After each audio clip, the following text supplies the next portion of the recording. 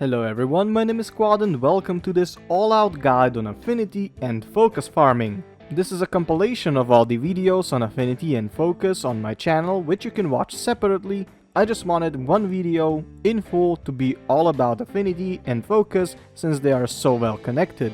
I usually don't say this at the beginning of the video, but since this one is so long and I worked very hard on it, I would thank you for watching in advance and also invite you to subscribe and like this video. I post many guides on Warframe and little Warframe lore videos, so be sure to stick around. But let's continue now. We will first start with how the affinity is shared between your gear and the absolute basics of the affinity farming, even a bit of theory and the math behind the system. We will also look at different boosts you can use to get more affinity and finish with the best places to farm affinity at, for every single bit of your gear. We will then continue with the focus, which is basically affinity under a different name. We will go over the absolute basics of what focus is used for and all the ways to get it. In the end, we will also look at every single focus school so we know every single bit we need. Without anything else, go right into Affinity.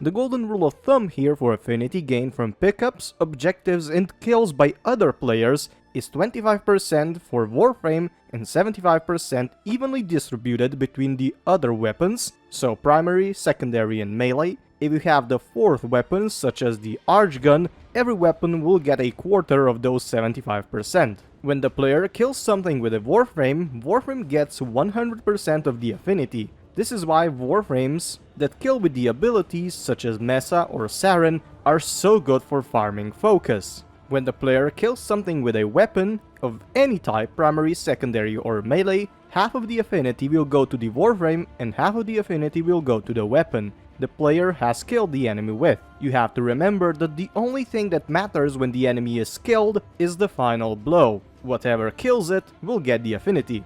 When you mercy kill an enemy, half of the affinity will go to the Warframe and the other half is going to be lost. Kills with the Railjack turrets will only upgrade the Plexus and nothing else, basically the Railjack. Kills with the Railjack artillery, which doesn't count as a Railjack turret, shares the affinity like this, 25% to Warframe and 75% between the weapons of the Warframe. Nothing goes to the Railjack. For the operators and drifters, killing things using abilities or just watching people kill for you via Affinity Sharing will give you 37.5% of total affinity to amps. The rest is lost. When it comes down to companions, there is two kinds: companions with weapons like sentinels and moas, and companions without weapons like predasites, kubros, kavats and so on. How the affinity gets shared between them is quite easy to explain. All the affinity you get by killing things is also gained by your companions. So let's say you kill a Grineer Heavy and get 1000 affinity. This is evenly distributed between the Warframe and your weapons, but you also get an additional 1000 affinity that is evenly distributed between the companion and its weapon if it has one, or just the companion without a weapon. For real, it is not that hard to level things up nowadays. That is it about the affinity sharing between your gear, Warframe, weapons, arsenal, everything else. But there is also something called affinity sharing between the players. The affinity sharing range is 50 meters for the player. You can see if you're in the range by a small symbol on the top right corner of the screen. This is why staying together is very important for the squad that wants to level up things by killing things, such as defense missions on Hydron or Sanctuary Onslaught. The Archwing missions and the open world function a bit differently. In the Archwing missions, the range of affinity sharing is about 200 meters, and in the open world, the range is 250 meters. But you can also increase the range of affinity sharing by quite a lot with something called Phosphor. You can get it from Nakak at Cetus in a form of an endless blueprint. There are two kinds, blue and red phosphor, but the only thing that is different between them is the crafting ingredients. They do not stack, so don't try to do that. Crafting the phosphor in the foundry will yield 20 per craft. You need to get it into the gear and use it in the mission. The range is going to be increased for 2 minutes, from 50 meters to 200 meters in normal missions, and from 200 meters to 800 meters in Archwing missions. I am not sure about the open world missions, however.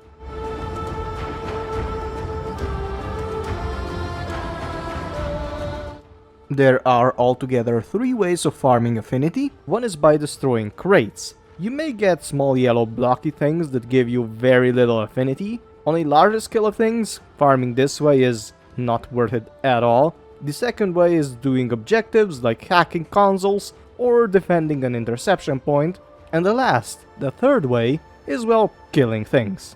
Every enemy has a different amount of affinity it gives at its base level. The amount increases with every increased level, however. For that we have a formula that is on the screen right now, the affinity multiplier formula. For example, here is a Detron crewman. At level 0, a Detron crewman would give us 50 affinity. At level 1, he would give us about 57 affinity, and at level 150, he will give us 137 affinity. The amount of affinity you should get is rounded down, whatever number it is. We could get 130.99 affinity, for example, but we will get just 130 since it's going to get rounded down.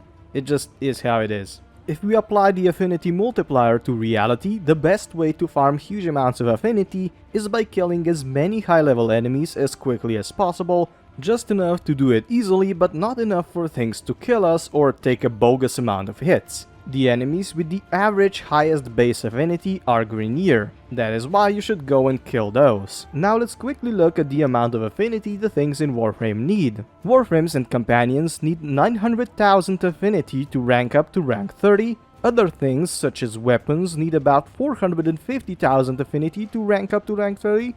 But some weapons do go up to level 40, which need about 800,000 affinity to max. There is a formula by which you can calculate how much affinity you need to maximize your affinity with the weapon. It is on the screen right now, and it is 1000 multiplied by the level of weapon to the power of 2.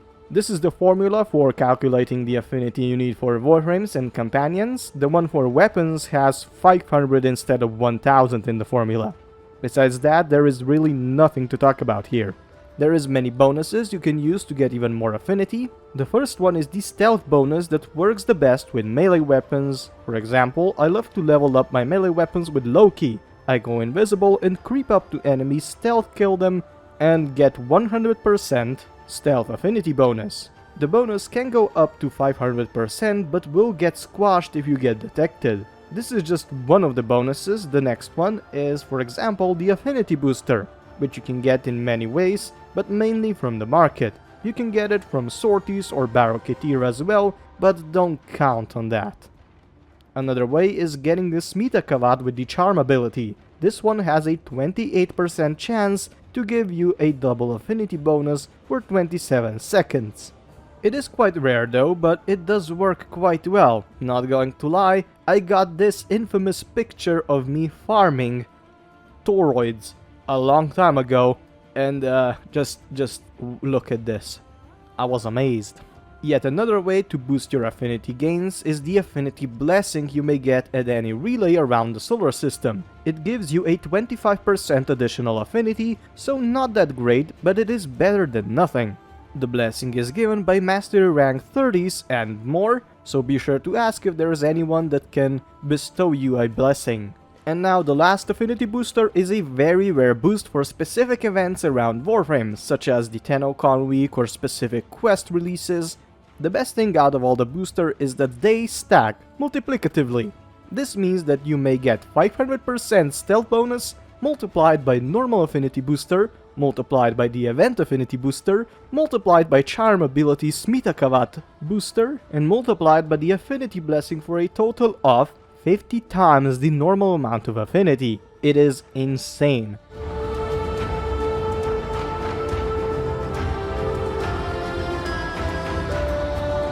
We will start with the Warframe and their weapons, continue with companions, then go to Railjack and the intrinsic system, come back to Archwing and Archwing weapons, then go to amps, hop on to K-drives, and then finish up with the Necromechs. Yeah, we had a lot of work to do, so let's go and do this. First, the Warframe and their weapons.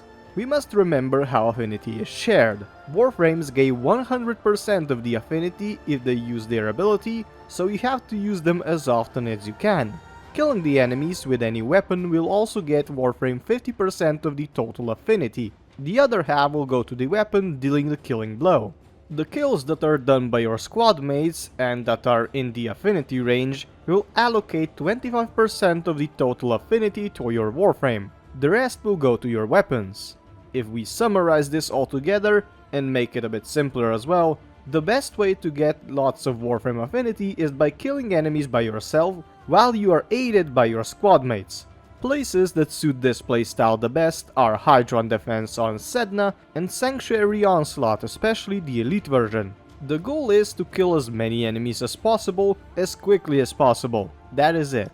I recommend playing Grineer missions since they give the highest average affinity per enemy killed, but you might also try doing some Dark Sector missions since they give you a hefty credit reward at the end of the mission, but it is true this is more of a starter way to get affinity. I still recommend doing Grineer missions. When we talk about the weapons, it goes the same as for Warframes. Killing the enemies yourself is absolutely the best. You can easily go into different missions with a squad, however, just be sure to stay in the affinity range. I also recommend you do not take any weapons that are maxed into the mission that you do not need. If you take them away, more affinity will be allocated to the ones that need affinity. A very good tip to remember. For melee weapons, the absolutely best way is to go invisible and do a stealth mission. This is because of the stealth multiplier, which multiply to the max of 5 times, so you will get 5 times more affinity, which is a huge amount. I myself love to do this with Loki, just go invisible and melee everything. You do not need a particular build, you just need a lot of duration and some finisher damage on the weapon. That is it. The next on the list are companions. They are one of the easiest things to level up. They get 100% of the affinity you get, so just play the missions that are similar to the ones for farming Warframes and their weapons. It is quite important to note that companions that have weapons such as Sentinels and Moas will take a bit longer to max since the affinity is shared 50-50 with the weapon. This means that if you do not want the Sentinel to have a weapon, just take it away and give it 100% of the affinity. Stonks. If you wish to level up the Railjack, with this meaning the Plexus, you need to kill the enemies with the turrets or artillery. You may also kill every enemy that is on foot, which will give 50% of its affinity to the Plexus, while all the airborne ones will give 100%. The objectives and forging in the Railjack will divide the affinity between the Warframe, weapons and the Plexus, so don't count on that. I recommend going in the missions with Grineer enemies and going into the bases. Try going in with the stealth Warframe and do everything just as leveling up the melee weapons with the stealth build. It is insanely quick to level up this way. If you do not know, there is quite a couple of ways to get the intrinsic points. You need 10,000 intrinsic affinity to get 1 intrinsic point. The objectives and how much intrinsic affinity they give are listed here. Basically doing anything that repairs or forges on the Railjack, whatever you kill with the turrets in the sky, and everything you kill inside the missions will give 10% of the affinity to the intrinsic progress. I myself suggest doing the last thing, killing enemies by going into the base with stealth frame and killing everything with stealth affinity multiplier. This will get loads of intrinsic affinity. If you like going against the Corpus, however, you can do an endless mission and be just okay. Let's now continue to the Archwings. Archwings are usually a pain to upgrade since they are not used that much. I suggest doing squad missions around the solar system, especially the missions that require the squad to be in one place all the time, such as mobile defense missions. The best time to upgrade Archwings is when the Razorback Armada is active, since players storm the Archwing missions like crazy. For the Archwing weapons, it is absolutely the same. You may upgrade them in Archwing missions alongside the Archwing, or you may get them on your Necromech, or even use a Gravimag to carry it around like a heavy weapon. If you choose to use a Necromech, I suggest doing Railjack survival missions around Venus, Neptune, Pluto and Veil Proximus. You may also do missions on the open world, with the best ones being the Plains of Eidolon, but you may also go to the Orbalis and farm toroids or Thermia fractures there. Everything done while upgrading the Necromech. The next piece of our gear are amps. Upgrading amps is quite a chore. Kills with the AMS will give 100% of the affinity to the AMS, so try to kill with it as much as possible. If you depend on your squad mates, however, you will get only 37.5% of the actual experience you should. This is because the other affinity will get allocated to your operator and the operator's melee, which are not existent obviously, so it's just a waste. I still recommend doing squad missions in the Sanctuary Onslaught or Hydron Defense on Sedna, since players are usually well kitted out and can carry you quite a bit. Just remember not to be greedy and do your part if the squad is not performing as well as it should. Now we have K-Drives, which are such a pain to level up. The best and the quickest way to level them up is by doing the races around the Orvalis and the Cambion Drift. If you do not like doing them, however, try going to the Pearl, which is on the west side of the map in the Orvalis.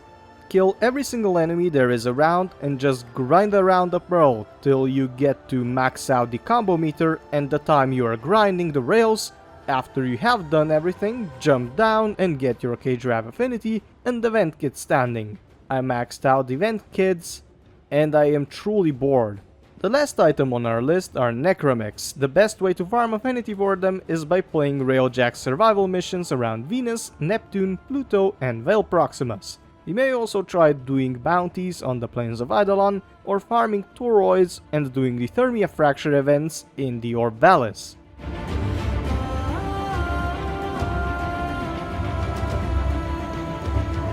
You unlock the Focus schools after completing the second Dream Quest. Focus is needed for two things. The first one is advancing the Focus schools of the Tenno Ways. This will make your operator and your Warframe much stronger and more useful as well. The second use of Focus is representing your Tenno school. You unlock this by maxing your whole school, but I suggest you max every single school before you buy anything from any school from the Represent section, because it just goes to waste, believe me.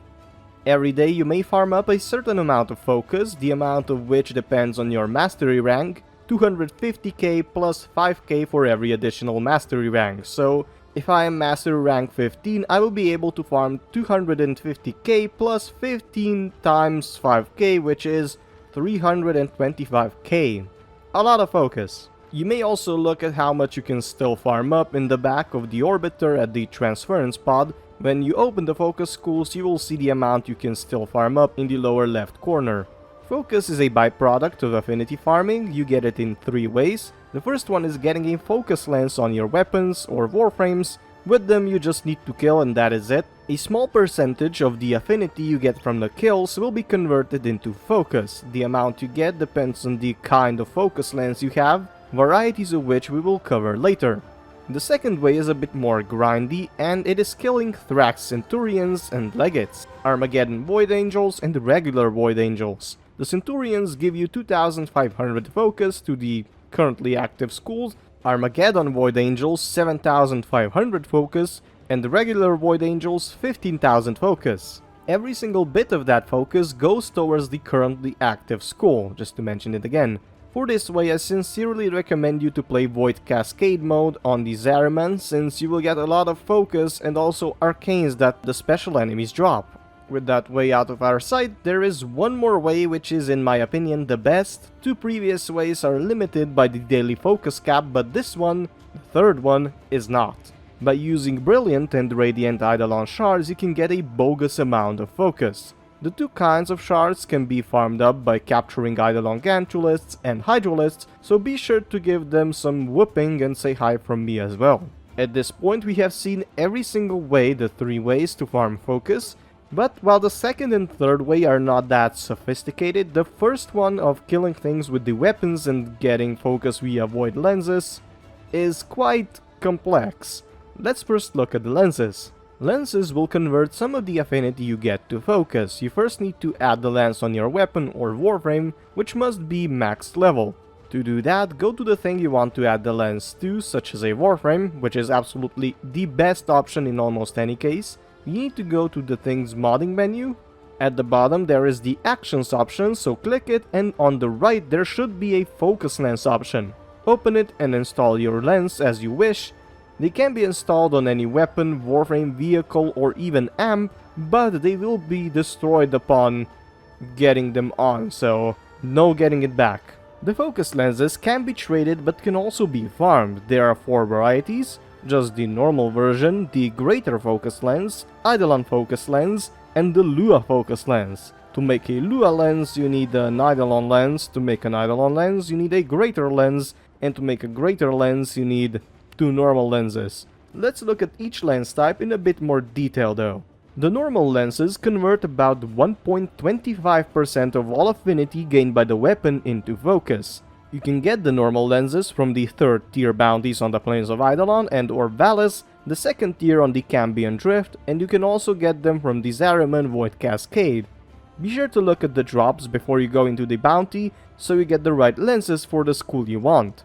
Also, I want to apologize for not really explaining the locations and everything regarding the normal lenses. My excuse is there is just too many. I sincerely recommend you go and look on the wiki though for this one. The second kind, the greater lenses, convert 1.75% of your affinity, which is not that much higher at first sight than the normal lenses, but it is a 40% increase. You can craft greater lenses with a blueprint you can get from the market and 2 lenses of your desired school, with some additional resources obviously.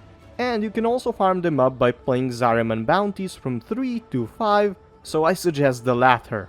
Eidolon lenses convert 2.25% of affinity gained, an 80% increase compared to the normal or regular lenses. You can get the blueprint for the Eidolon lens at the tier 5 bounty on the plains of Eidolon. Good luck farming it. The blueprint does need a greater lens of your desired school, so be sure to have one ready. Wow, my voice just almost left me, wow. Lua lens is the last variety of the focus lenses, and it converts 160% more affinity than the normal focus lens. To get the blueprint of the lens, you will need to play Lua Disruption, which is quite fun since it is also the best way to get Axii relics. The drop chance of Lua lens blueprint is extremely low however, so I wish you some extreme luck with this one. While you are running around the mission and you have at least one focus lens attached to one of the weapons or warframes, you may find yourself something called a convergence orb. These things will give you a 10 times boost to focus gain upon pickup for 45 seconds, so be sure to pick them up and farm as much as you can during that time. We have gone over all the lenses and the uses of the focus altogether, so now it is time to tell you which places are the best to farm focus at. If I want to tell you about the best ways to farm focus, I must first mention that it is exactly the same as farming affinity. Places where you can kill as many enemies that are as high level as possible, as quickly as possible. The 2 places for that are Hydron Defense on Sedna and Elite Sanctuary Onslaught. Altogether, you can get loads of affinity at any place that is packed with greenier enemies, since they have the highest average base affinity value per enemy killed. They are absolutely the best.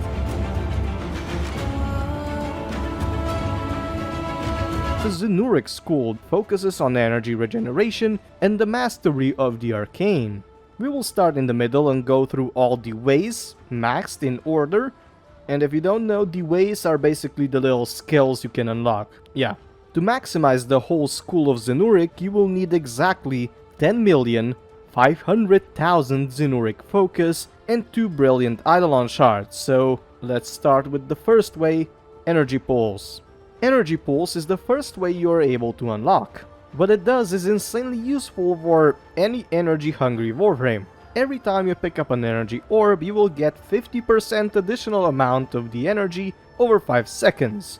If you pick up 50 energy, for example, you will get that 50 energy and an additional 25 energy in a span of 5 seconds.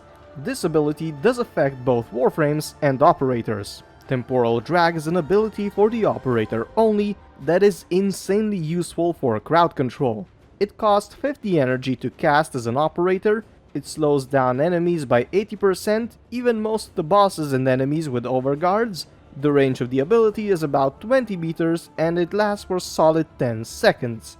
Extremely nice since you can dispatch most of the enemies in that time. Temporal Shot is an addition to the Temporal Drag ability. The enemies that are affected by the temporal drag, so slow down, get an additional 100% headshot damage, which is so insane with some builds.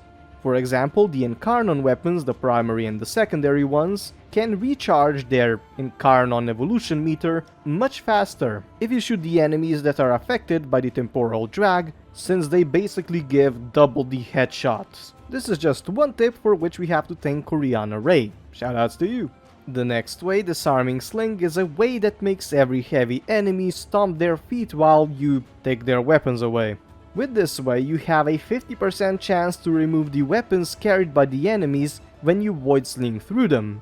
Insanely useful if going against a hard enemy, but it does seem a little bit too Tom and Jerry-like to me. I can't shake the feeling of that. No Quarter is an addition to the Disarming Sling way, which increases the operator's energy regeneration by 10% for 10 seconds every time you kill a disarmed enemy. You need to disarm the enemies with the operator and also kill them with him or her. A bit useless if you are still using the Motam, but useful once you get the better amps. Inner Might is a way that affects only Warframes. It makes it so that an ability cast costs 0 energy.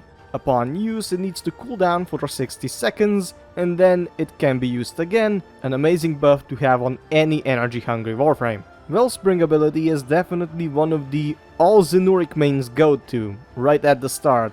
It is an ability that costs 50 energy to cast as your operator, and what the ability does, well, it spawns a circle that lasts for 8 seconds. Players that get into the circle will regenerate energy for 30 seconds in the amount of 5 energy per second, so 150 energy in 30 seconds. Not bad at all. The ability affects operators, Warframes, and even Necromechs. Hardened Wellspring is an extension ability to the Wellspring, which increases the size of the circle upon a second cast of the ability and increases its duration by 20 seconds. The increase of the circle costs 75 energy, but it is well worth it since the players inside the circle also get a 20% ability strength increase, which can be super strong on some Warframes. The next two abilities require a brilliant Eidolon shard each to max out and are part of the Waybound abilities, the abilities that are always active no matter which school you play as. Void Siphon Way works only for the operator. It increases the operator's energy regeneration by 90%, which is a lot. That sadly does not affect the amp energy regeneration, so don't count on that.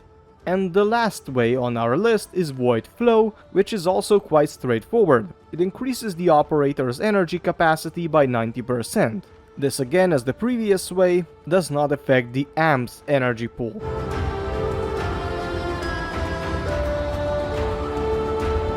The School of Unairu, which teaches about defense and withstanding all the enemies throw at us. We will start in the middle and go through every single way maxed in order. To max the school you need 10,500,000 focus and 2 brilliant Eidolon shards. Let's start with the ways now, first in the middle. Poise is a way that is freaking amazing, also I hope I said it right. After you transfer between the operator and the Warframe, you will gain a 40-second immunity to slow, stagger and knockdown effects. This way was basically made to negate everything Eximus enemies do, so use it wisely. Stone Skin is a passive way that is always active, and what it does is, well, it increases the armor of your operator and your Warframe by 200. There is nothing else to say here. Magnetic Flare is the first ability of this school. What it does is actually pretty insane to use against the Corpus.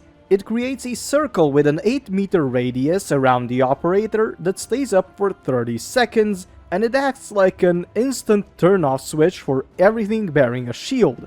Getting this ability into a Steel Path mission against the Corpus is insanely fun. There are some enemies that are immune to this ability, such as Acolytes and other mini-boss and boss ones, so be sure to check that out. Magnetic Boost is an extension of the Magnetic Flare ability. It increases the shield depleting ability by 100%, so to 16 meters, when you Void Sling out of the initial circle on the ground. This also refreshes the ability duration, so you can do more harm in a larger area. Very fun. Caustic Strike is the second ability you get from the School of Unairu. What it does is quite unique. It launches a projectile that explodes upon impact. You can also explode the projectile in midair by pressing the ability button again, but the best thing, the creme de la creme of the ability, is that everything the projectile hits will be stripped from 100% of its armor. The cost of the ability is 50 energy, but it is well worth it to use against the Demolist, for example. Just mow them down after that. Unairu Wisp is an upgrade to the Caustic Strike ability.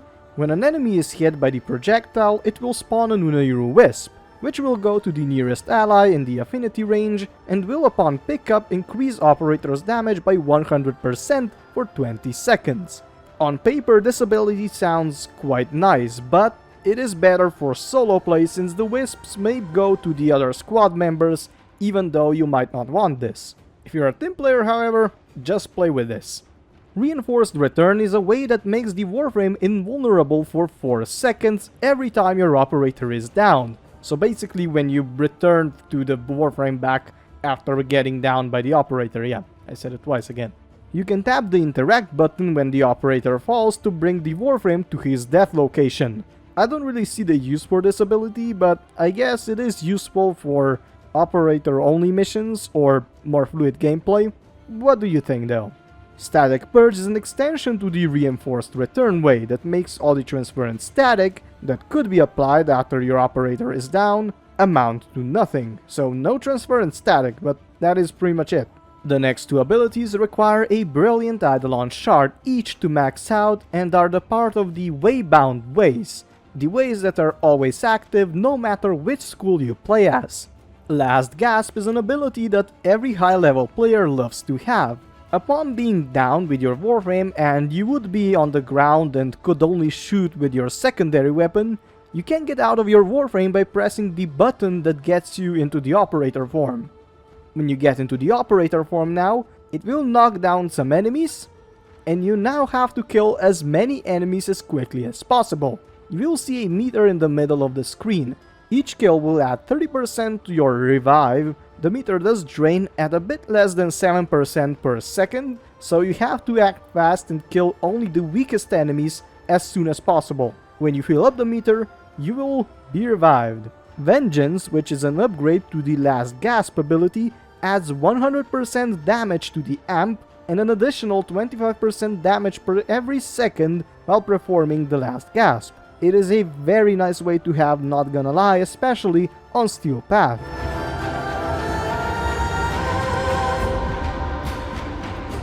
The School of Madurai that focuses on fighting and other means of offense. We will start in the middle and then go through all the ways maxed in order. To maximize the whole tree, you will need exactly 10,500,000 focus and 2 Brilliant Eidolon Shards, so without anything else, I think we should start. Phoenix Talons is a passive way, which means it is always active. It increases all the physical damage done by the operators and Warframes by 30%. Physical damage consists of puncture, impact, and slash. For every mathematical and statistical Warframe nut out there, the damage is additive and does not affect Warframe abilities and status effects, just damage. Power Transfer makes the amp do 100% more critical damage for 20 seconds when you switch into the operator. Lots of damage to be done with that. Upon switching back to the Warframe from the operator, you will on the other hand get 50% faster casting speed for 20 seconds. Quite useful in higher level missions. Void Strike is the most insane ability in the entire focus system if you ask me. What it does is, well, it increases the Warframe's weapons and operator's amps damage for 8 seconds. The amount of damage increase depends on the amount of energy you have. If it is full, you will deal an ass-whopping 1000% more damage. But if you are at 20% of the energy, you will deal 200% more damage. Again for the next 8 seconds. The damage is additive and sadly does not apply to Warframe abilities. And to rub some more salt on the wound, there is also a 40-second cooldown for the ability, so you cannot spam it. Void Fuel is an extension of the Void Strike. It makes the weapon 40% more ammo or energy efficient while the Void Strike ability is active. Besides that, there is nothing else to say really, it is just more romantically put ammo efficiency for amps. Contamination Wave is the second ability that flings a mist of void at the enemies at a cost of 50 energy. The enemies that are touched by the mist are 50% more vulnerable to Operator's amp damage for 20 seconds. Try to use the ability before the Void Strike because this is just insane. Distilled Contamination is an addition to the Contamination Wave that makes enemies that are touched by the Void Mist 25% more vulnerable to Operator's damage each time you kill an enemy, stacking up to 4 times. It also increases the effect of the mist already applied to the enemies by 10 seconds. Insanely strong if there is a bunch of enemies in a corridor. Just oof. Chain Sling is a way that is quite useless unless you extensively use the Void Sling. It makes every consecutive Void Sling 50% more energy efficient. That is kind of it though. Sling Strength is an addition to the Chain Sling, which adds 40% ability strength to Warframes for 20 seconds each time you go into the Warframe after completing a Chain Sling. Yeah, this is kind of it. Lots of ability strength with this focus school, isn't it? Yeah, I'm not complaining really. The next two abilities require a Brilliant Eidolon Shard each to max out and are a part of the Waybound Ways, the abilities that are always active no matter which school you play as. The Inner Gaze ability increases the amount of energy for the amp by 40%. Yeah, it's basically just more ammo for killing things with the weaponized void. Eternal Gaze, which comes after the Inner Gaze, increases the energy regeneration of the operator's amps by 60%, which is amazing for hungry amps in particular.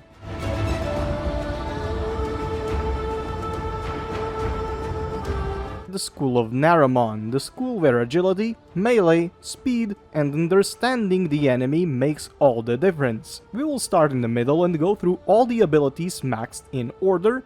To max the school, you need a total of 10,500,000 focus and 2 brilliant Eidolon shards, but that is it. Let's now start with the ways, first in the middle. Power Spike is a passive way that only affects Warframes and their melee weapons. What it does is indirectly buffing melee weapons by not fully removing the melee multiplier.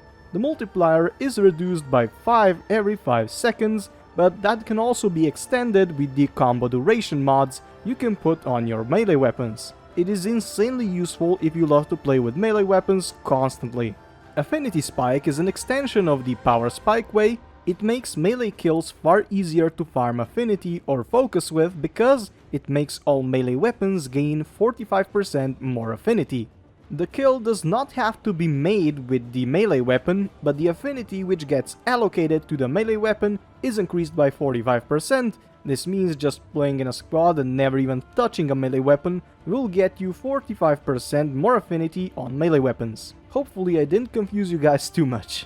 Void Levitation is the first operator ability that flings a shockwave in the range of 8 meters at a cost of 50 energy. The enemies that are touched by the shockwave are lifted up for 4 seconds and are then dropped down right after. It is a nice crowd control ability. Lethal Levitation is an upgrade to the Void Levitation ability. What it does is insanely powerful. When you use the Void Levitation ability and hit the enemies that are floating with the amp, you will do 50% more weapon damage per enemy you hit, stacking up to 4 times, so 200%. The effect lasts for 60 seconds and affects Warframes and operators. Just powerful. Sling Stun is the second ability and it does exactly what it says it does. You first need to activate the ability at a cost of 25 energy, then you need to aim at the enemies and Void Sling. The width of the Void Sling is increased by 200%, so hitting the enemy is a lot easier. The enemies that are hit are vulnerable to finisher attacks, which also deal 30% more damage. Amazing ability if you ask me. Right now is cooling time. Killer's Rush is an extension of the Sling Stun ability. You will deal 50% more critical damage with melee weapons for 40 seconds, but you must first Void Sling through the enemies and initiate the finishers with your operator. This is one of the best abilities to have on a crit melee build. Just imagine all the red crits. Opening Slam is an ability that is only useful for Warframes and people who like to slam. When you perform a slam as an operator, so basically try to melee the floor, you will switch into your Warframe and get double combo gain status for 20 seconds. I myself don't really see a huge use for it, but I think it may benefit a lot of players who like to use melee weapons. M-Spike is a way that only affects the operator. If you get up to melee combo multiplier of 8 and then transfer into the operator, you will deal 100% more amp damage for 40 seconds. I think this ability is quite useless since playing with an amp is not that entertaining, but please let me know what you think of it. It can still be useful, for example, destroying the overguards of heavy enemies. That's good.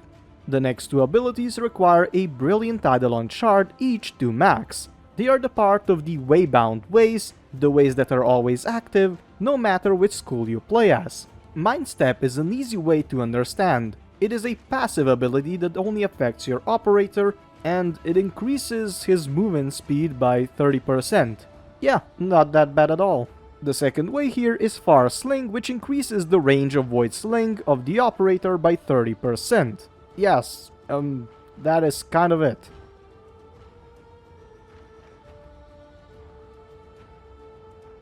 The School of Vazarin, which focuses on health regeneration, resilience, affinity farming, and reviving. We will start in the middle and go through all the abilities maxed in order. To max the school you need a total of 10,500,000 focus and 2 Brilliant Eidolon shards. Let's start with the vase now, first in the middle. Mending Unity increases the affinity gathering range for both Warframes and operators. The range is increased by 25 meters, which means the affinity farming with this way is far easier in the larger rooms. I do suggest you look at the video that is all about affinity sharing I have made on this channel. It should be in the upper right corner. Mending Soul is the next way, which might be extremely useful in harder missions when there is hardly any time to revive your Warframes.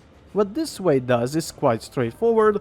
The first 4 revives you commit to are instantaneous. Your Warframe has 4 charges and your operator also has 4 charges, so altogether you have 8 charges. Quite nice. Guardian Shell is the first ability you can use with the operator and affects all operators and Warframes in your affinity range. It costs 50 energy to cast, and what it does is a bit harder to explain.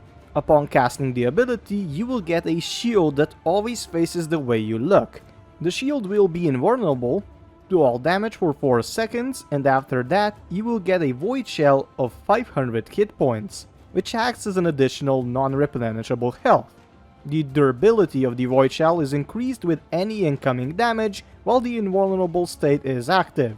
The ability is quite good if you ask me, you just need to watch your back. Also, I can't say invulnerable, Jesus. Guardian Break is an addition to the Guardian Shell ability that activates each time the Void Shell is broken. What it does is extremely powerful, but it sadly only works for Warframes. All Warframes in the affinity range will get a 150% boost to shield regeneration and 90% boost to shield regeneration delay for 8 seconds. This is great for players that love to play Hildren, for example. Energy forever. Void Snare is the second ability you get in the Vazarin Focus School tree. What it does is extremely useful for crowd control. It launches a ball that upon impact, or by pressing the ability button again, creates a vortex that pulls the enemies in. The range of the ability is about 8 meters and it lasts for 8 seconds. The cost of casting the ability is 25 energy. This is not everything though. Each time you Void Sling through the enemies in the vortex, you and your allies within the affinity range will regenerate 100 health. This ability also heals companions, defense objectives, and everything else. A very nice ability to have. Protective Sling is a way that makes your allies immune to all damage if you Void Sling through them. The immunity lasts for 5 seconds, and they are also healed for 60% at a cost of 10 operator energy every 5 seconds. This works for everything but defense objectives, which will only recover 500 health over 5 seconds. The next way, Void Regen, only works on your operator and it regenerates your health when in the Void mode. It starts with 10 health, then it's increased by 10 to 20, and so on to 50 over 5 seconds, and then stays that way until fully healed. Squad Regen is an addition to the Void Regen way. It heals all operators and Warframes in your affinity range when you reach the maximum of 50 health regen with the Void Regen way. The effect of Void Regen is applied to every Warframe and operator, but nothing else sadly for 60 seconds. Insanely powerful. The next two ways require a Brilliant Eidolon shard each to max out. They are the part of the Waybound abilities, the abilities that are always active, no matter which school you play as. Enduring Tides increases the health and armor of the operator by 200%, so this way makes your operator a living tank. Other than that, there is nothing special here, but you have to level it up because this is an amazing way to have. Rejuvenating Tides is a way that is perfect for operators' health regeneration. Sadly, it does only work on the operators and not Warframes.